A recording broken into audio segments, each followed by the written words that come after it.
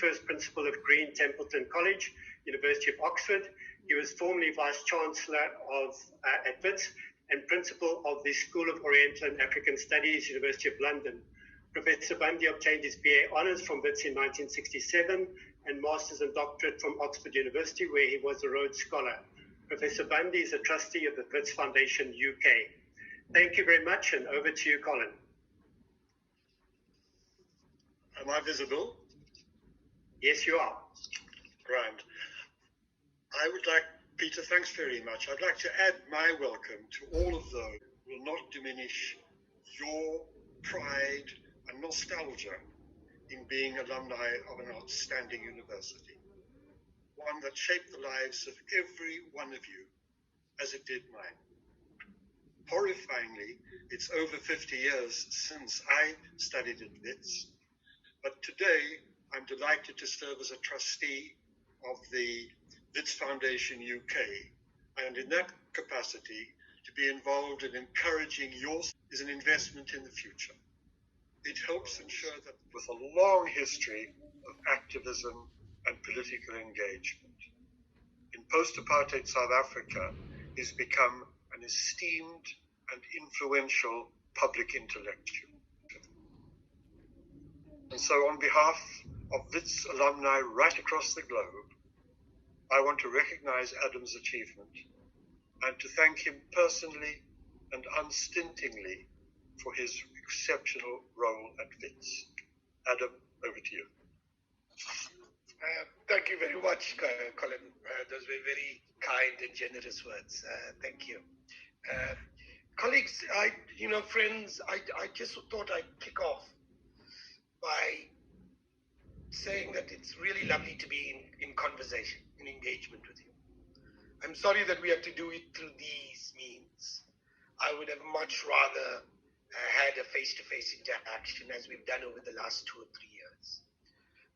But it is the sign of the times, and I do hope that each one of you is well, each one of you is sane, that your loved ones are safe, and that effectively you're beginning to keep social distance, you're beginning to manage this pandemic in the way we should.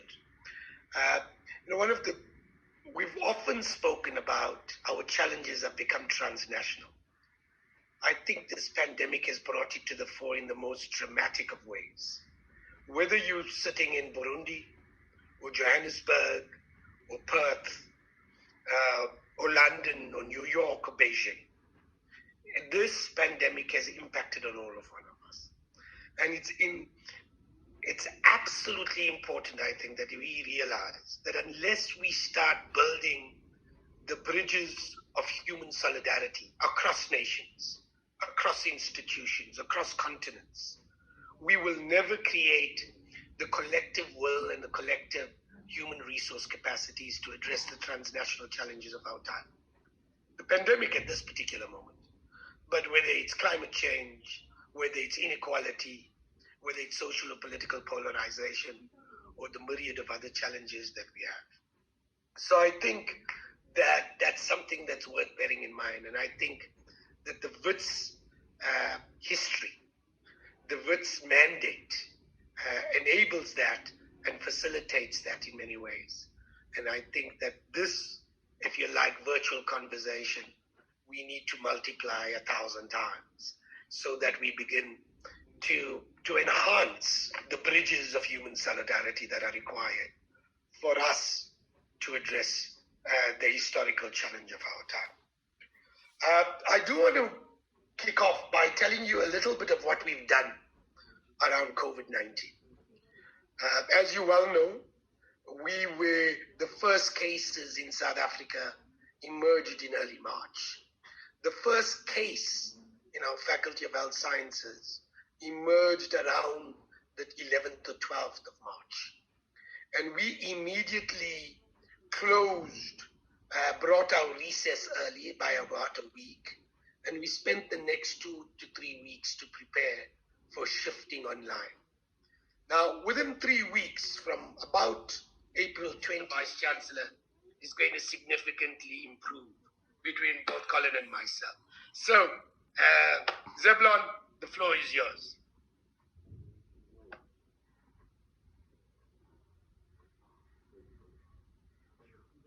Thank you, Adam. Never spoil a good story with facts, so I'll leave it at that. Vice Chancellor Bandi, Vice Chancellor Habib, members of the VETS community, and friends of the university, good morning and good afternoon, Australasia and Asia. As the Vice Chancellor has introduced me, I'm Zeblon Vilakazi. I am the Vice Chancellor designate of this great institution. And just a bit of background that I can add as well is that, yes, as the Vice Chancellor said, that I am a physicist by background, but at the same time, as everybody knows, I am also an amateur historian. I will make some historical references to as I give you my presentation. We live in a moment of great challenges. We have been hit by a pandemic that has been described earlier by Adam, which has disrupted our lives. In actual fact, I think I'm the first Vice Chancellor to have gone through the interview process, screening process through this platform. So, with these challenges brought by the pandemic, they have forced us to leapfrog into the future. I am the first Vice Chancellor to be introduced to alumni through this platform as well. The advantage, of course, there are disadvantages in the sense that I'll not be able to meet you, physically shake your hands, and have a more physical conversation. However, the advantage of such platforms is that they allow us to connect with all of you in real time, straddling all time zones. So the boon of technology brought about by this challenge has forced us to actually leapfrog into the future. Adam made reference to climate change. I suppose had we done things the way we've done them traditionally, which we'll still continue doing, but now would have added to carbon emissions.